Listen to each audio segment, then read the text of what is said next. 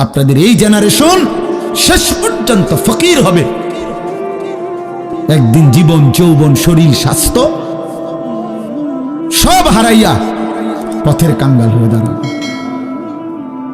এত গাফলতিতে, এত খামখেয়ালিতে বাবা দুনিয়াও চলে না। দুনিয়াতেও যারা সম্পদ অর্জন করে, হালাল হারাম পরে আগে, মানে কমপক্ষে যারা সম্পদশালী তারা অনেক পরিশ্রম। কথা বুঝছেন না আপনি? বৈধ অবৈধ পরের কথা, কিন্তু দুনিয়াতেও যারা শিল্পপতি, সম্পদশালী, মালওয়ালা, আপনি তাদের জীবন পিছনে খুঁজতে দেখবেন কঠোর পরিশ্রম, দিবা নিশির মেহনত আজকে তারে ধনী বানাইছে। শুয়া শুয়া রং তামসা কইরা, এই ফাত্রামি কইরা দুনিয়াও বরবাদ হইছে, আখিরাতও বরবাদ হইছে। এই জন্য প্রিয় ভাই আমার, ছেলেরা আমার, এটা বুঝতে শেখো ভাইয়া, বুঝতে শেখো, বুঝতে শেখো। এত গাফেল হওয়া ঠিক না রে বাপ।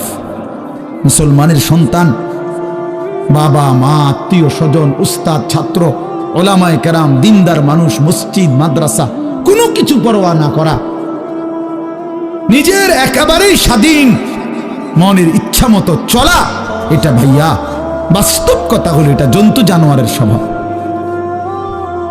এটা হাইওয়ানের স্বভাব। হাইওয়ান একমাত্র, জন্তু জানোয়ারই সম্পূর্ণ নিজের স্বাধীনভাবে চলে, নিজের ইচ্ছে মতো চলে। মুসলমান মানুষ আল্লাহ তাআলার হুকুমের অধীনে চলে,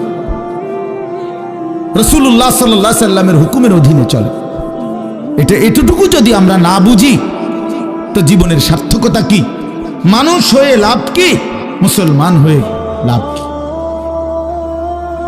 আল্লাহ আমাদেরকে বুঝ দান করেন। তো বলতেছিলাম, আমার কথা আমি শেষ করতেছি। আল্লাহ তাআলা বলেন, এই কথাটাই বুঝাইতে চাইছিলাম এই আয়াতের কারণে, যে মূলত আল্লাহ তাআলা বলতে চাইছেন, বান্দা সর্বাবস্থায় তুমি আমাকে ভয় করো। আমার কবর দেখো নাই? ভয় করো। আমার হাসরের ময়দান দেখো নাই? ভয় করো। আমার আযাব দেখো নাই? তবুও ভয় করো। আমার জাহান্নাম দেখো নাই? তবুও ভয় করো। আমার হাসরের বিচারের মাঠ দেখো নাই? তবুও ভয় করো। ফুলসিরাত দেখো নাই? তবুও ভয় করো। এই আখিরাতের বিষয়গুলোকে ভয় করা, অদৃশ্য এই বিষয়গুলো যেগুলো আমাদের চোখে আমরা দেখি নাই, তারপরও এগুলোকে বিশ্বাস করা, ভয় করা, মেনে নেওয়া, আল্লাহর কসম এটাই প্রকৃত অর্থে আল্লাহকে ভয় করা। আল্লাহকে ভয় করা, এই পরকালীন এই বিষয়গুলোকে ভয় করা, মেনে নেওয়া, বুঝে নেওয়া, গ্রহণ করা, এগুলোর আলোকে জীবনকে গড়ে তোলা, এটাকেই বলে আল্লাহকে ভয় করা। আল্লাহ বলেন, ইন্নাল্লাযীনা ইয়াখশাউনা রাব্বাহুম, নিশ্চয়ই যারা না দেখে আল্লাহকে ভয় করে, তার মানে এই কবর, হাসর, আখিরাত, পরকালের এই বিষয়গুলোকে ভয় করে, গুনাহ বর্জন করে, আল্লাহর হুকুম পালন করে। আল্লাহ বলেন, আমি ওয়াদা দিলাম, লাহুম মাগফিরাতুম ওয়া আজরুন কাবীর, তাদের জন্য আমি আল্লাহ দুইটা পুরস্কার দেব। এক, তাদের পিছনের জিন্দেগির সমস্ত গুনাহ মাফ করে দেব। দুই, সর্বশ্রেষ্ঠ বিনিময় জান্নাত তাদেরকে দিয়ে দেব। অতএব আল্লাহ তাআলার মেইন কথা এটা, বান্দা কবর, হাসর, আখিরাত, মিজান, ফুলসিরাত ফেলে দিও না। এটারে হাসি ঠাট্টা মনে করো না, রং তামাশা মনে করো না। সামান্য এটুকু জীবন, তুমি থাকতে চাইলেও আমি রাখবো না, না থাকতে চাইলেও আমি রাখবো না। খুব অল্প সময়ের ব্যবধানে তোমাকে আমাকে কবরে নিয়েই যাবে আল্লাহ তাআলা, সেখানে পৌঁছতেই হবে আমাদেরকে হাসরের ময়দানে। এজন্য আল্লাহকে ভয় করা, গুনাহ ছেড়ে দেওয়া, আল্লাহর ইবাদতে লেগে থাকা, এটাই আমাদের জিন্দেগি। ভালো লাগলেও এটা জীবন, ভালো না লাগলেও এটা জীবন, কষ্ট হলেও এটা আমল, কষ্ট না হইলেও এটাই জীবন। যত কষ্টই হোক ফজর পড়তেই হবে, আবার স্বাভাবিক ভালো লাগলেও ফজর পড়তেই হবে।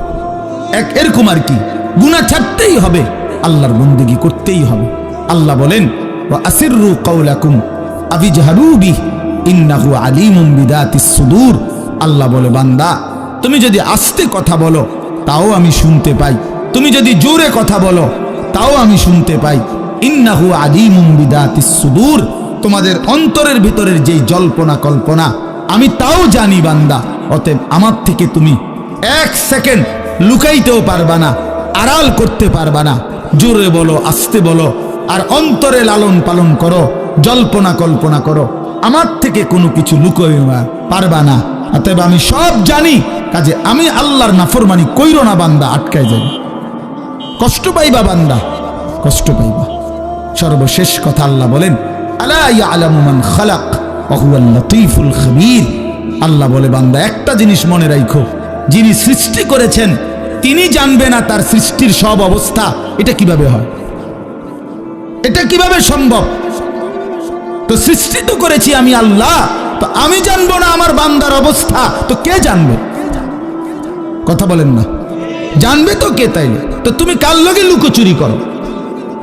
মার আড়াল হইলে কি হইছে? মা কি বিচার করবো নি? বাবার আড়ালে করলে কি হইছে? বাবা তো বিচার করবে না, বিচার তো করবো আমি আল্লাহ। তুমি আমার থেকে না আড়াল করবা? তুমি আমারে না লুকাইবা? আমার থেকে লুকাইবা কেমনে বান্দা তুমি? দুনিয়ার কেউ দেখলো না, তো কি হইছে? দেখলে কি না দেখলেই কি? ওয়া হুয়াল লাতীফুল খাবীর। আল্লাহই একমাত্র সূক্ষ্ম থেকে সূক্ষ্ম, বিন্দু থেকে বিন্দু বিষয় জানেন, পুরা সৃষ্টির সমস্ত বিষয়ের পূর্ণ খবর রাখেন। যে সবচেয়ে বড় সাম্রাজ্যবাদ তাদেরই ছিল, মানে অর্থাৎ সবচেয়ে বড় অঞ্চল নিয়ে শাসন পরিচালনা করত ব্রিটিশ। একসময় পৃথিবীর অগণিত অঞ্চল ওদের অধীনে ছিল, এবং আমরা ইতিহাসের বইতেও পড়ছি, ব্রিটিশ ইংল্যান্ড থেকে দাবি করত ব্রিটিশরা যে আমাদের রাজত্বে কখনো সূর্য ডুবে না, আমাদের রাজত্বে কখনো সূর্য ডুবে না। মানে হলো পৃথিবীর যে অঞ্চলে সূর্য ডুবে আরেক জায়গায় সাথে সাথে সূর্য ওঠে। পৃথিবীতে একই মুহূর্তে সবটা জায়গা রাত না, এখন কোথাও দিন আছে। তো যদিও একদিকে সূর্য ডুবে গেছে, আরেক দিকে সূর্য উঠে।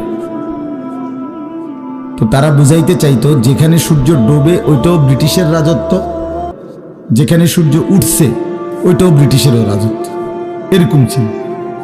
ফলে ব্রিটিশের রাজত্বে সূর্য ডুবে না, অর্থাৎ সারাক্ষণ পৃথিবীর এত বেশি অঞ্চলে, এত বড় অঞ্চলে ব্রিটিশের রাজত্ব ছিল যে পুরো অন্ধকার ব্রিটিশের রাজত্বের সবটা মিলাইয়া হতো না, একদিকে না একদিকে আলো থাকত, এত বড় এরিয়া।